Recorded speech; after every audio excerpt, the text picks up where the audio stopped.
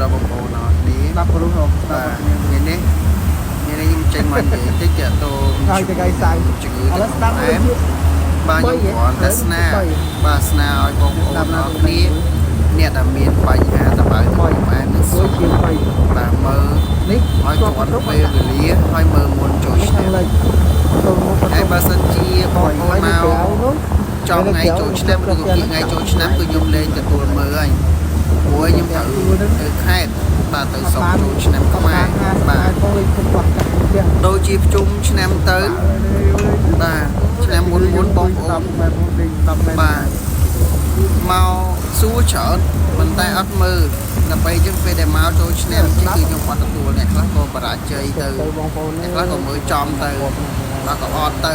បាទអញ្ចឹងបងប្អូនកុំស្ដាយក្រោយអញ្ចឹងមើលឲ្យទាន់ពេលវេលាបាទអញ្ចឹងអរគុណច្រើន